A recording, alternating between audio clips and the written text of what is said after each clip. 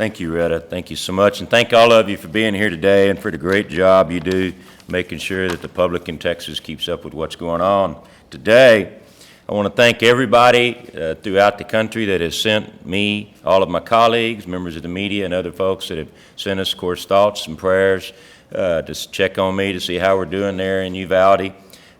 Tremendous amount of money and other types of resources have come in for counseling services for the families, the victims, and anyone else that was directly affected or indirectly affected on this particular tragedy.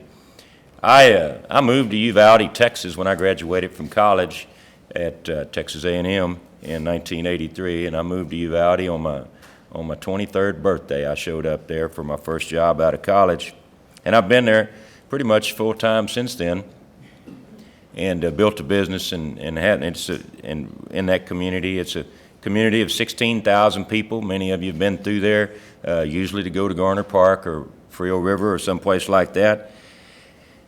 And it's also a community where every single person there for the rest of their life will be able to tell you exactly what they were doing at 11:30 in the morning on May 24th of 2022. I can tell you exactly where I was.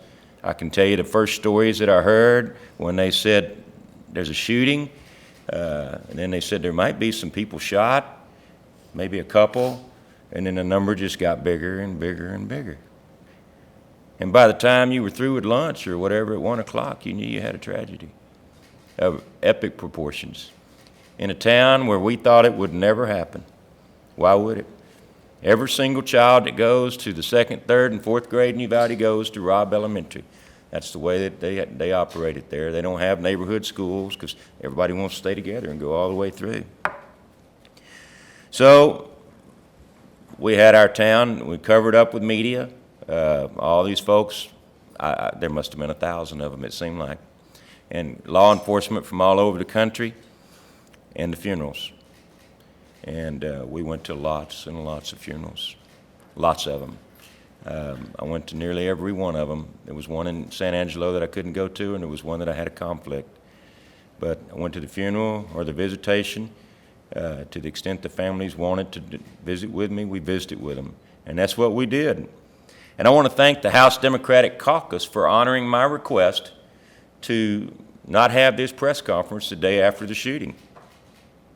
I asked them to wait till we had all the funerals, to wait for the families to grieve a little bit, because in my opinion, it does no good to anyone for a politician to stand up there and have a press conference before they have all the facts in hand. And they make statements that then have to retract, and the people that are hurt the most by this are those poor grieving families that want answers. And that's what they desperately want, and that's what we desperately need to give them. But those answers need to be accurate answers.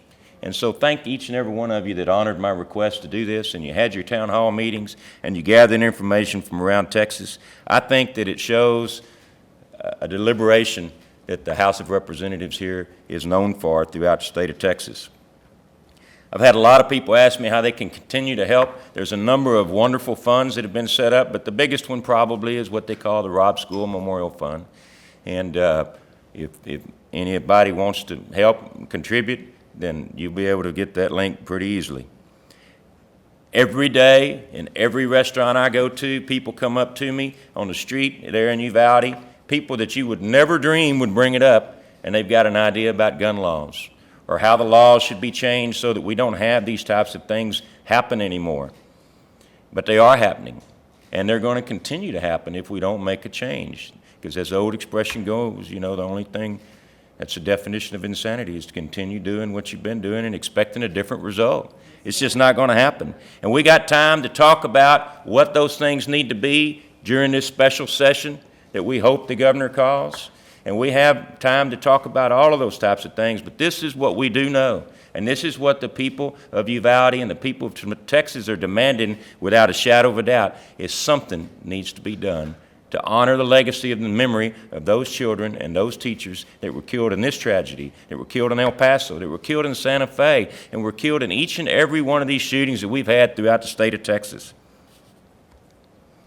And I want to say this, that it is human nature to want to blame someone. And that's nothing new. That's been going on since mankind walked on the face of the earth the first time. Everybody wants to be able to lay the blame at something. They want an answer. But there's one person to blame in this crisis, and that's that degenerate that walked into that school and started shooting up people. And he's dead. And so we want to be careful that we don't set out to blame other people because he's not around to blame anymore. So I thank all of you for being here. I thank all of you for your support in Uvalde. God bless each and every one of you, and we look forward to working with you in a special session. Thank you.